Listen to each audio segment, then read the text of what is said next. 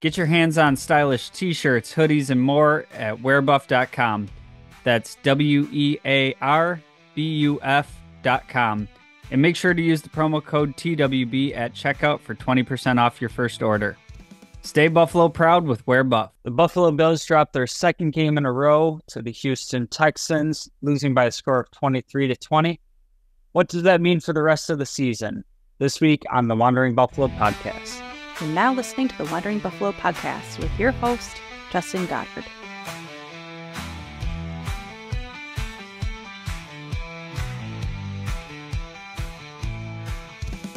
Bills Mafia, welcome in and thank you for joining me on this week's episode of the Wandering Buffalo podcast, a show on the Buffalo Fan Base Podcast Network.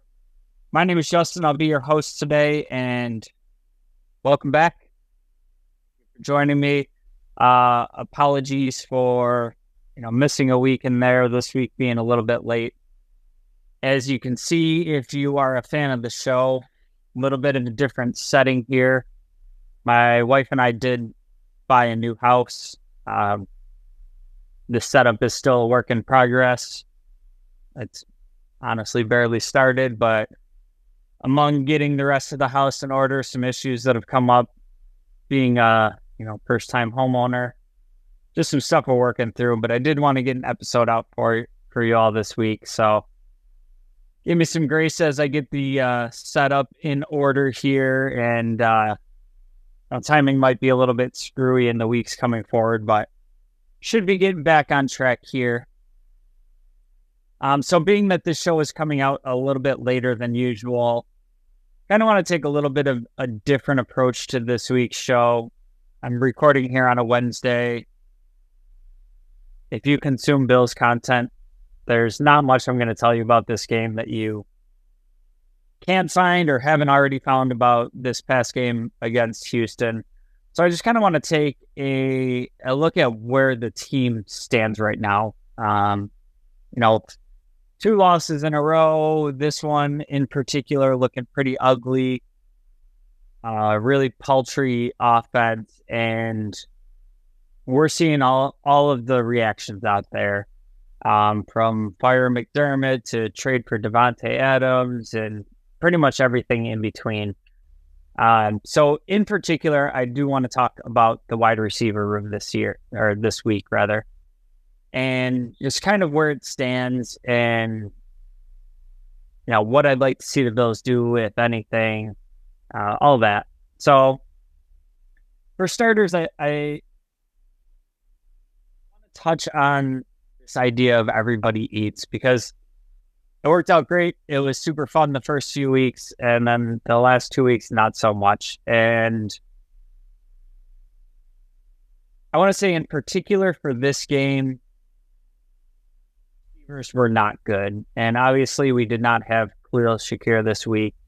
And kind of just makes me feel, and having this in our memory, that the plan was to have something resembling this receiver group with Stephon Diggs, right? So this room itself wasn't exactly their plan. I've seen a lot of people out there talking about, like, this is what they chose to do. I think that this was their plan in the offseason, but with Diggs, and they kind of were having conversations with Diggs about, like, hey, we're going to cut into your target share a little bit, but it's going to be for, the better of the whole team. Obviously, not in the room for these conversations or anything. But I think it got to a point where they're trying to make that happen, and they weren't getting Diggs on board, and the situation became untenable, and they had to pivot. They didn't want to get rid of their elite number 1 receiver. They didn't want to eat $30 million of cap to create a hole. So then, you kind of brand it as everybody eats. We're going to, this is going to sound good to the fans. They're going to get excited. But what I feel like we really saw this past Sunday is that,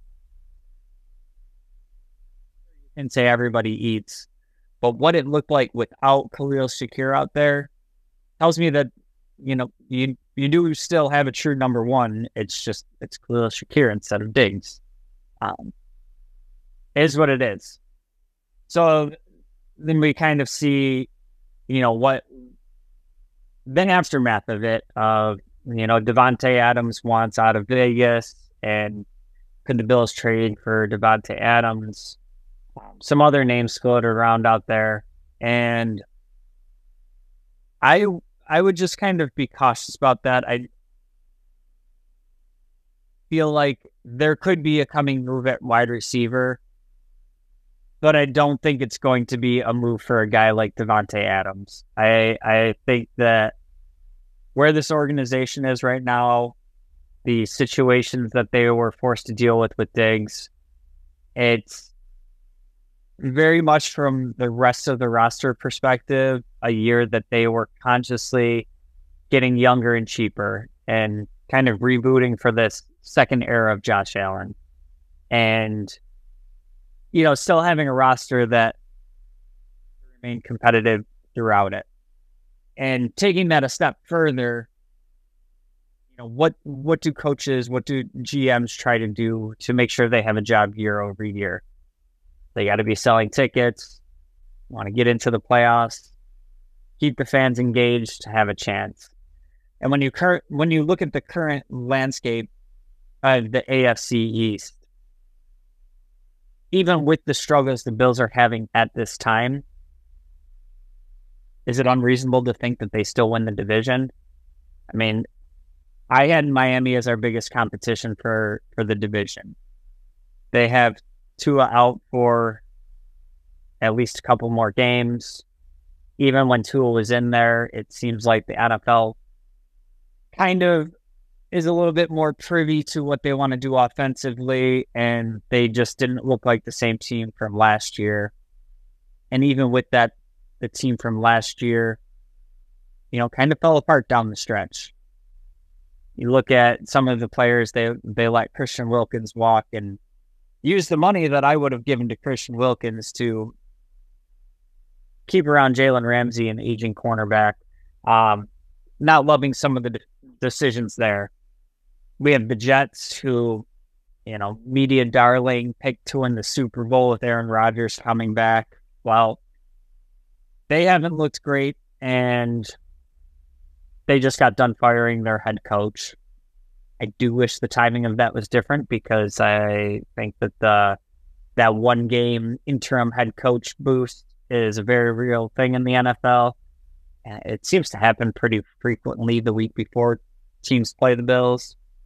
Whatever, is what it is.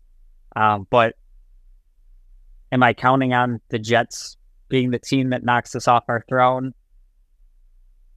Really hard to say that 5 weeks into the season, but and then you have New England. They have just announced that they're making the decision to start Drake May starting this week, and maybe he comes in and lights the NFL up and is a rookie sensation, and it's a different team. I just don't see it. Playing, Jacoby Brissett was just standing back there getting beat up. They still leave a lot to be desired in the skill positions. And it's a rookie quarterback coming into a team that's been pretty bad for pretty long. So I don't count on New England making any kind of noise there. So do I look at this as a situation where the Bills made the choice to move on from Diggs and eat the money and get younger across the roster, only to 5 weeks into the season start spending the money, force in a guy like Davante Adams, who I believe is 32. He's on the other side of 30, and basically just do a 1-for-1 swap with Adams and do it again. I see this more as, if there is for an upgrade in this room, it's MVS. It's one of these tail end of the roster guys that you're not getting much out of. And I think MVS is the pretty obvious one here. kind of a one-trick pony. He can run straight down the field, but we see this high leverage situation in this past game where he's running like a hitch route against Derek Stingley, and he's just not going to win those reps very often. That's not even including any of his drop issues. The name that I get myself more excited for, I still don't think is very likely, is Amari Cooper. I think you can do that with less trade compensation. From reports, the Raiders are looking for a 2 for Davante Adams. So, I mean, even going more 1-for-1 swap for Diggs, you're going to take the compensation you got for Diggs to just give it away. I think you can get Amari Cooper done for some mid-round picks, maybe a 4th, maybe a combination of a 4 and a 5, something like that. And his salary is much more easy to work in with a cap strap Bills team. The Browns are also a dumpster fire. Sean Watson, I don't know how they decided to just restructure that contract because he does not look like an NFL player anymore. That's more of the path that I could see happening. I think Davante Adams is kind of a pipe dream, and I'm not even sure that we should want that. I don't know. I just myself too excited for a move like that. I think the most likely option, and a lot of you listening to the show aren't going to like this, is that they maintain status quo. And I think the big reason for that is you're looking at we had to play this game without Shakir. He's been great going back to last season and into this season. And the big thing I think people are forgetting about is Curtis Samuel. And with that, kind of just the newness of this offense. And in our heads, maybe we're ruined by Madden, but we put this roster together and we expect everything to just, I drop back to pass and I throw it to him and he's where I expect him to be because that's what's supposed to happen. The only wide receiver returning that has caught passes from Allen before is Shakir, and that's, a very small sample size. So kind of getting all these people on the same page, getting things to gel, it might just take time, and I could see this organization kind of having it in their heads that we planned on this taking some time. There was going to be some hiccups along the way with getting a younger roster and doing this reset. And if we look towards 2025, we actually have cap space to spend. We have a bevy of draft picks to work with. If they think that they can snip the playoffs with this roster and this is kind of a hitch in the road, I don't see them being willing to move a lot of draft capital to kind of get anything done. I've been wrong a ton in the past. I could probably be wrong again right now. There's smarter football minds in play here. We'll see what happens. Which kind of brings me into, talked a little bit about coaches and GMs and what their goal is, outside of winning a Super Bowl. Obviously, that's everybody's goal. But kind of like a step down from that is they're trying to keep their jobs. Year over year, they're trying to make sure that they have their paycheck coming in and what that looks like. And this kind of brings me into a lot of a talking point I've seen a ton this week about it's time for McDermott to go. And I'm going to start right off the top by saying I don't see it as being very realistic, and particularly not 5 weeks into the season. This is a coach that's had a ton of success here. You look at an owner who's had a hell of a time finding head coaches that have worked out. And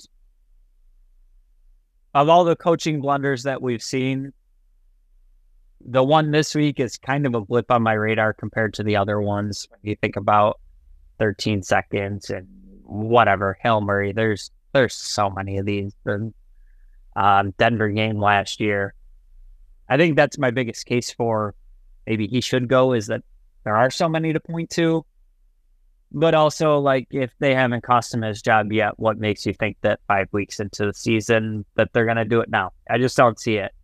And for this week in particular, the situation at the end of the game is a tough one for me, because I'm seeing such, blanket statements of what should have been done and what was done wrong. And I get it. Like, you're starting with the ball at your own 3-yard line. You got less than a minute left. You got no timeouts, and you throw it 3 times from your end zone. Not only are you throwing it, they're, pass play stretching the field. And would that sequence be different for me? Absolutely. Like, I'm running on first down there, see if I get anything out of it. If I do, Houston's now used one of their timeouts. Second down, maybe we hit a play action. Depending on the success there, maybe you completed it, but it's not a first down, incomplete pass, whatever. Then I'm running on third down. We've used some clock. We've used some other timeouts. And, from that point, kind of playing for overtime. But what I struggle with in this situation of, how wrong this sequence is, how inexcusable this sequence is kind of playing it with the benefit of playing the results, right? And how many times have we been in a tight situation and we go conservative and we run the ball and we try to take it to overtime, and the other team scores on the first possession of overtime and you lost the game. And now it's, how could we possibly, play for overtime when we have Josh Allen? You got to put the ball in his hands. And I do think the situation here matters of how backed up you are in your own end zone, and, these plays being long developing plays. But the play call is what it is. And it's not like they were running 4 verticals and everybody's going down the field. At a certain point, it does have to be on Josh Allen to understand, like, the situation of, hey, at the very least, let's get a first down. Let's see what happens. If we get a first down, we can leave them with no time on the clock and go from there. These down the field options, we're never in the headset. We won't ultimately know, if Joe Brady, if Sean McDermott is telling Allen, like, hey, let's make sure we make the smart choice with the ball here. Let's just try to get completions, get them to use their timeout, try to get a first down. So this one, at the end of the day, like, yes, everything comes back to the head coach. It